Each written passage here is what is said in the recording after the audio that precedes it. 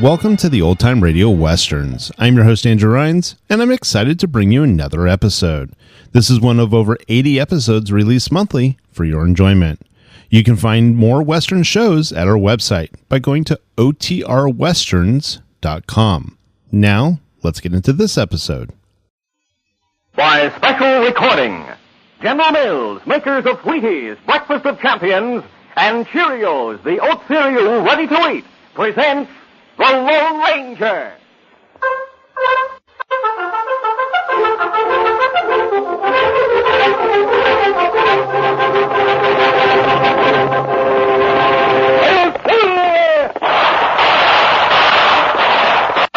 A fiery horse with the speed of light, a cloud of dust, and a haughty Hi-Yo Silver. The Lone Ranger.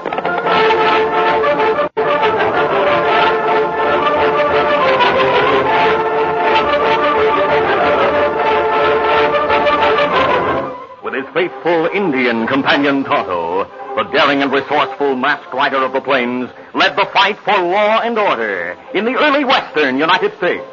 Nowhere in the pages of history can one find a greater champion of justice. Return with us now to those thrilling days of yesteryear. From out of the past come the thundering hoofbeats of the great horse Silver. The Lone Ranger rides again. Whoa, Silver! Let's go, big fellow! Hail, Silver! Hey!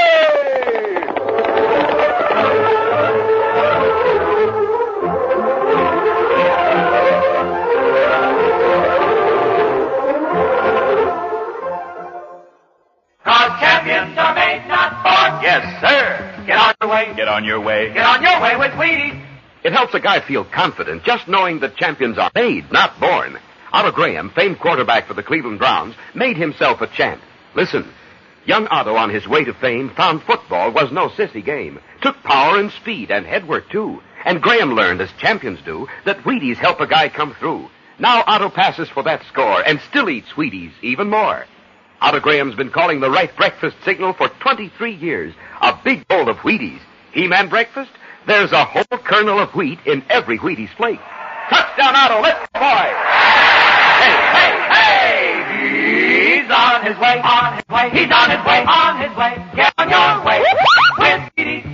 Cause champions are made, not born. Yes, sir. Get on your way. Get on your way. Get on your way with Wheaties. Breakfast of champions.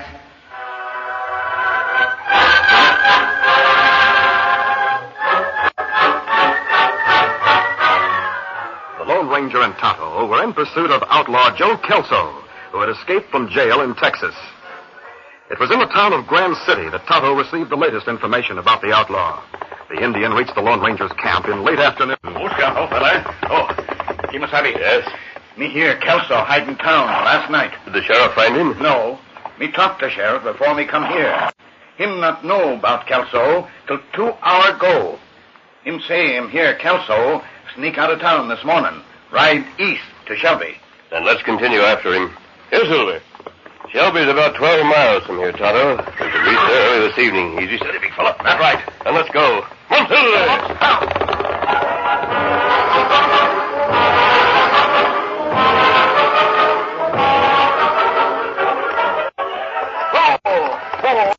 It was sundown when veteran prospector Tom Ennis entered the town of Shelby and left his mule at Rufus Tisdale's livery stable.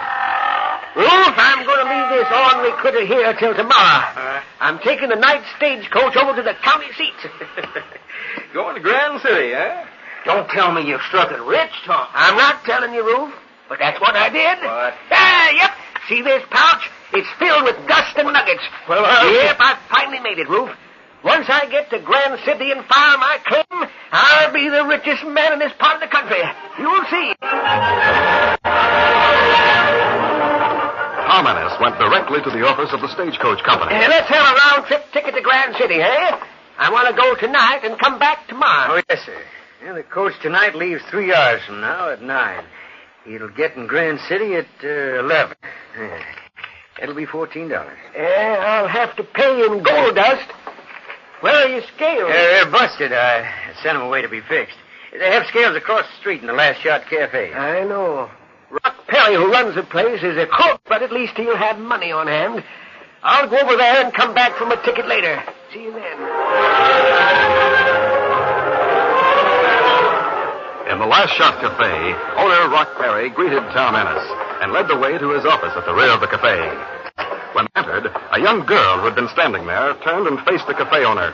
Mr. Perry. What are you doing in here, Vicky? I thought you'd quit. I have. But I want a salary. What salary? You don't get a red cent from me. You quit. I didn't fire you. People who quit here don't get paid. But you just can't. Never mind the buts. Get out, huh? Mr. Perry, you must let me have something. Just enough to pay my hotel rent and to cover my coach fare to Grand City. If you just My let me... dear girl, what you do is no concern of mine. So if you leave now... Well, maybe this is no concern of mine either, but I don't like what you're doing, Rock. Well, isn't that too bad? What's more, I'm not going to see this young lady get stranded in a place like this if she wants to get away. Rock, give her $100. What? Are you crazy? I don't have to pay her a cent. She quit. Never mind that part. I don't care about that. Give her $100. And I'll give you the gold to cover it. Oh, no. Thank you, sir, but I just couldn't take your money. Now, don't be a featherbrain. I'm rich. Take it as a loan.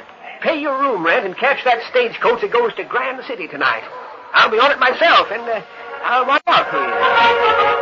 Vicky Sanborn protested, then relented, promising to repay Tom Ennis when she found another job. Rock Perry, without further prompting, let the girl have the money. Vicky departed, and Perry exchanged bills for prospector's gold. Rock Perry left his office with Tom Ennis and watched the old man go into the street. Then he hurried to tough-looking Pete Logan, who stood at the end of the bar. Logan, you know Tom Ennis, don't you? Sure. That was him that just went out, wasn't it? Yeah. Hurry after him. Don't let him see you. Find out where he goes. And come back here and tell me. Sure. I'll find out, Pete.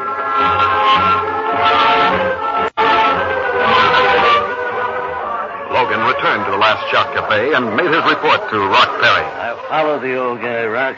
He's up in the restaurant eating. That means he'll be here a while. Logan, you know I'm hiding Joe Kelso, don't you? In that hotel across the street. That's right. He's in room 208. He arrived here tonight. He said he needed money. Go tell him I'm ready to give him the chance to earn something. Less than 5 minutes later, fugitive outlaw Joe Kelso and Pete Logan were in Rock Perry's office. The door was closed, and Perry was talking. I think the old fellow was telling the truth. He struck it rich. An old goat like that? Yes, he's found gold somewhere. He's planning to go to Grand City tonight. So he'll be able to file his claim first thing in the morning. You two will keep him from leaving town. You want him killed? No, Kelso. First, I want to find out where his mine is. I have a cabin in the hills. Take Ennis there. Yeah, but how are we going to get at him without being seen? He's in that restaurant. And I have a plan that'll get him out. I'll write a note now and have my porter Pedro deliver it to Ennis. Meanwhile, you two go out to the stable. It was 10 after 8 when Tom Ennis, in the corner restaurant, finished eating. The door opened, a Mexican youth carrying a note in his hand entered. He walked directly to the prospector and thrust an envelope into the hand of Tom Ennis, then turned and hurried from the restaurant. Hey, wait a minute. What's the idea? Well, what know about that? Wonder what this is. Tom tore open the envelope and removed the letter that was inside. He looked at the signature, signed to the short note. Vicky Sanborn. Vicky. See, that must be the young girl I loaned the money to. Let's see what it says. The note said that the girl had learned something that would be of interest to Tom Ennis. Something that she must tell him before the stage for Grand City departed. Oh, God. She asked that he meet her secretly at a spot to the rear of the Last Shot Cafe. Tom Ennis crumpled the note in his hand and threw it onto the floor. Then he rose from his chair, paid his bill, and left.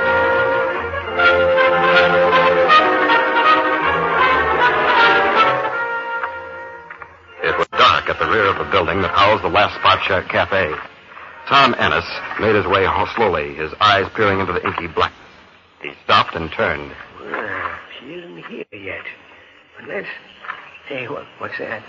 Miss Vicky, that you? No, it's me. Come here, Logan. He's caught. Let's get him out of here. The two men carried the inert form of Tom Ennis to the wagon and placed him inside. Yeah, come on, get it. Kelso drove the wagon through the grove of trees until he reached a seldom-used trail that led into the hills. The wagon continued upward. Get up! Come on, up! Get up!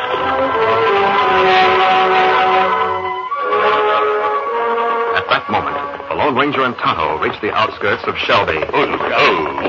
They could see lights, short main street straight ahead. Not many people on the street, Kimasabi. No. Perhaps it'll be safe for me to ride along the rear of the buildings wearing my mask. It's dark there. Yes, we'll do that then. There are trees back there. I'll wait among them while you make a round of the cafes. If Kelso's in town and in the open, that's where you'll find him. Easy, Scout, easy, fella. He'll be back pronto.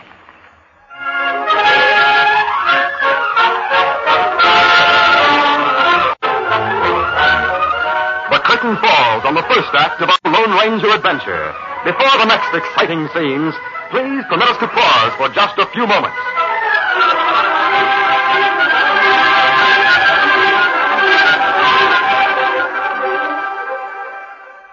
This is Mel Allen, sports announcer. In my work, I watch a good many champions, and you know something? I've never yet heard of a player born a champion. You take the case of Doak Walker, star ball carrier of the professional Detroit Lions. Walker gets started fast, cuts back with ease, has a terrific change of pace. Every move comes from hours and weeks and seasons of practice. In my opinion, it's important, too, that Doak Walker has been eating Wheaties for 18 years, since he was 9 years old. Sure, Wheaties, breakfast of champions. And that's mighty easy to understand, I'd say. Wheaties are He-Man food. They help give a guy what it takes to get there and stay there and keep plugging. Naturally. Why, there's a whole kernel of wheat in every Wheaties plate. Now, look, maybe you tip the scales at 190, or maybe you're just a little guy dead set to get on your way. All right? Bear in mind, champions are made, not born. Get on your way with Wheaties, breakfast of champions.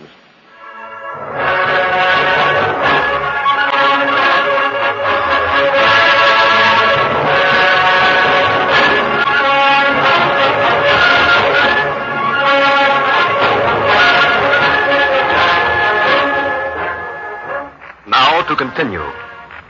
Vicky Sanborn arrived at the station 5 minutes before the stagecoach was scheduled to leave. She looked around for Tom Ennis, saw no sign of him, then went to the ticket agent and made inquiry. The agent had an immediate answer. The old fellow with the whiskers? No, he hasn't shown up yet, ma'am. I have his ticket ready. I saw him about half an hour ago. Where was that? Going in the restaurant up on the corner. If you want to be sure he's here when the coach starts, you could go to the restaurant and tell him he better ankle over here. Perhaps I'll do that. He your father? No, he's, well, a friend. And without knowing why exactly, I'm concerned about him. Do you mind looking after my baggage while I go to the restaurant? Not at all, ma'am. Go right ahead. Your stuff's safe. Thank you.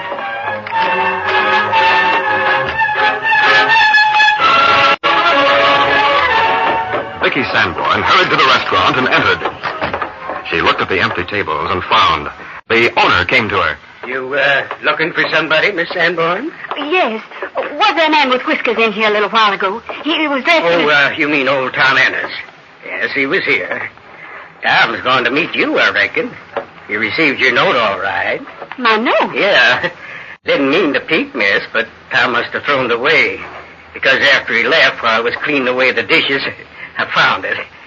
Just naturally had to see what was on it.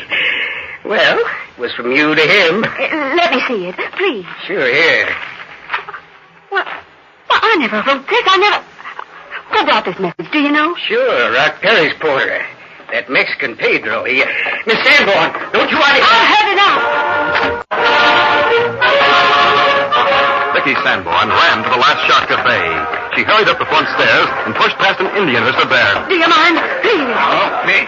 Tonto saw the girl's white face and flashing eyes. Girl plenty excited. Me better see what her do. Vicky Sanborn, her eyes blazing, burst into Rock Perry's office and slammed the door shut behind her.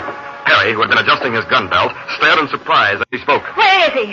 What did you do with him? Say, what's this all about? What are you talking about? You know well what I'm talking about. I just found this note. What? Note? I don't understand. You do understand because you wrote it. You sent Mr. Ennis this note so you could get him here and rob him of his gold. My dear girl, you must be insane. Now, why would I want to do a thing like that? Because you're a thief, that's why. I'm not going to leave here without Mr. Ennis. I don't know where he is. I don't know what your little game is. All right. I'll go and get Sheriff Taylor. Wait, come back here. No, I'll get the sheriff and we'll... You come back in here, I said. Let go of me. Stop it. Punch, will you? Well, when I tell you to do something, I mean it. Help! Someone outside, please! You little wildcat. Screams had been hung outside in the cafe. Tonto, nearest to the office, was the first to rush inside. He saw Rock Perry with one hand across the girl's mouth, right across the room. Tonto leaped. Here. You take hands off, girl. Tonto pulled Perry away from the girl. Men from the cafe crowded into the room. It's an engine trying to kill Rock. As men converged around the struggling couple and pulled Tonto from the badly shaken Perry, Vicky Sanborn, recovering her composure, tried to intercede. Now, don't hurt that Indian. Please. He was trying to help me. Don't pay any attention to her. Throw him out. Beat him up. Shoot him. I don't care what you do. Take him out of here, that's all. No. Get the sheriff, someone. Rock Perry's trying to... Close your mouth. Now, boys, I'm having girl trouble. Let us alone, huh?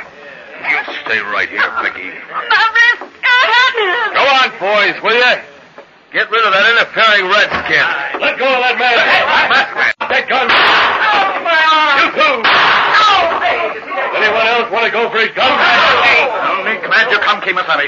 Rock Perry tried to keep me from going to the sheriff. The sheriff? Why? Because I think he's harmed, or maybe even killed a man who befriended me today. You men here, you're not all bad. Some of you must believe in law and justice. What are you talking about, miss? We're all law-abiding. It's this Indian and masked man holding us here with guns that are outlaws. That's right. I'm on the side of the law, believe me. I'll prove it. Get the sheriff here at once. Let him hear this girl's story, whatever it is. No, boys. Don't go for the sheriff. Do you hear that, you men? It proves what I was starting to say. Rock Perry's afraid of the law. He doesn't want the sheriff to hear my story. I think Vicky's right, fella. Ranger, I'll go get the sheriff if you're on the level about what you said. Put your hands down and go then. All right. And don't. If you don't, you stand still. Yeah, stay here, Rock. Vicky's a nice girl. She wouldn't lie. Oh, wait. Tonto, bandage the arms of those two men I shot.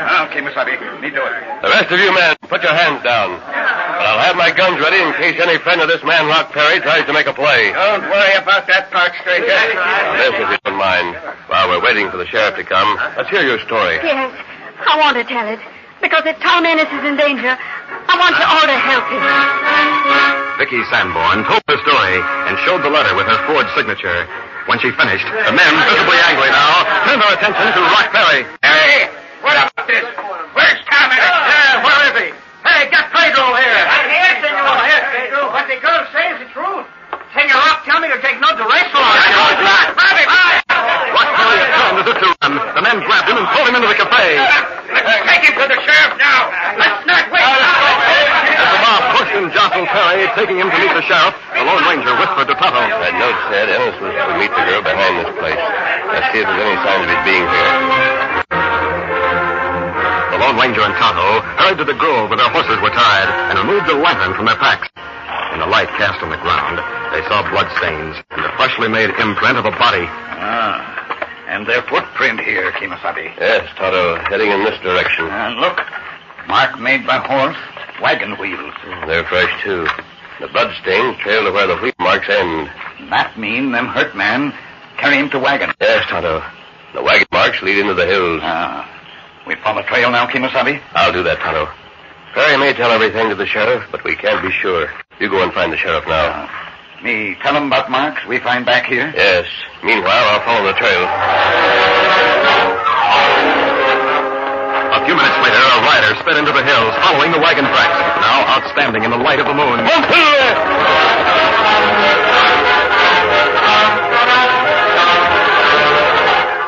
In the hideout cabin, less than 2 miles from Shelby, the two crooks, outlaw Joe Kelso and Pete Logan, completed a search of Tom Ennis's clothes.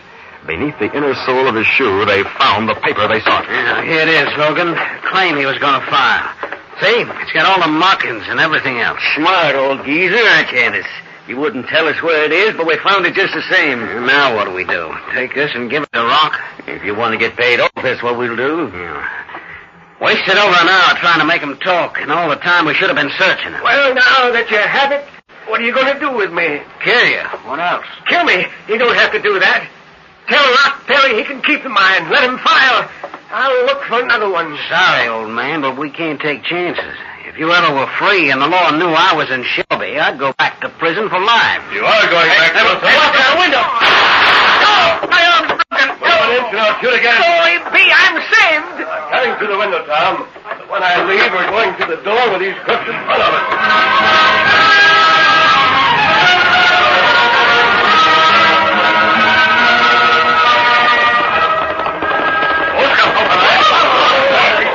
Following the trail, led the sheriff and his posse to the hideout cabin. When they entered, they found the Lone Ranger and Tom Ennis ready to leave with the two outlaws. The sheriff was surprised. Isn't this one Joe Kelso? Yes, Sheriff. It was a stroke of luck that brought us to him. His bad luck. Well, what do you know? Rock Perry told us he had 2 men take Tom here, but he didn't tell us one of them was Kelso. Perry did confess, you say? Yes, and the girl Vicky Sanborn gave us leads on a lot of other thievery he went in for. He's ready to confess to those jobs. Vicky, you mean the girl is still in town? She was supposed to take the night stage for Grand City. She's waiting for you, Tom. You can go with her tomorrow. If it weren't for Vicky, we wouldn't be here. Do you have your location papers? Yep. The masked man took them from... Say, where is the masked man? Leaving, Tom. Todd and I were after Joe Kelso. We found him, and he's in the hands of the law, so we're finished. Adios. Bye-bye. Go on. Did you hear that? He saved my life. Vicky Sanborn's life also, Tom. I'll tell you about that later. I want to hear everything, Sheriff. But that masked man walked out of here as if he'd done nothing. Done nothing? Besides saving your lives, he's rid Shelby of that crook, Rock Perry. But then you must expect that sort of thing from him. You see, he's the Lone Ranger.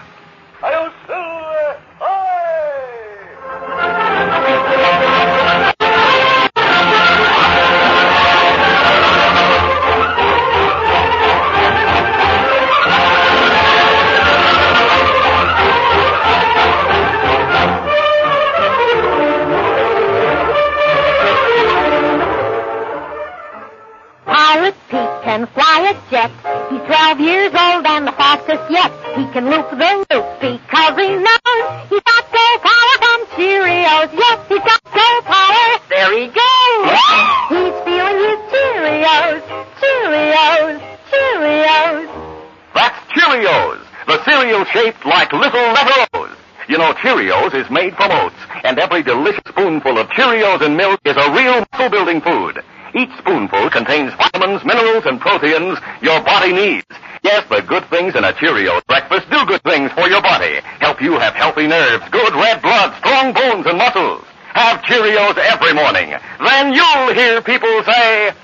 He's feeling his Cheerios.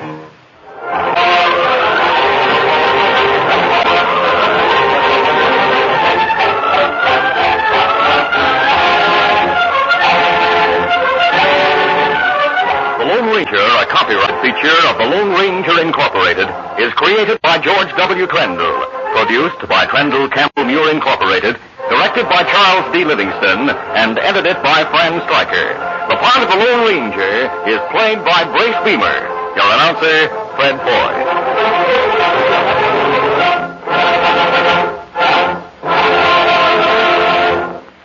Is brought to you by General Mills every Monday, Wednesday, and Friday at this same time. Be sure to listen. This recorded program has come to you from Detroit. This is ABC Radio Network.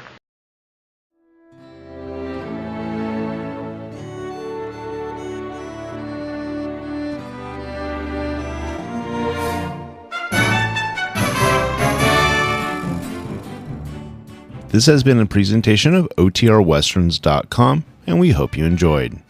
Please take some time to like and rate this episode within your favorite podcast application. Follow us on Facebook by going to OTRWesterns.com/Facebook, and subscribe to our YouTube channel by going to OTRWesterns.com/YouTube. Become one of our ranch hands and unlock some exclusive content. We want to thank our most recent ranch hands, Steve, who joined us recently. You too can join by going to OTRWesterns.com/donate. Send us an email, podcast@OTRWesterns.com, and you can call and leave us a voicemail, 707-986-8739. This episode is copyrighted under the attribution, non-commercial, share-alike copyright. For more information, go to OTRWesterns.com/copyright. Have a great day, and thanks for listening.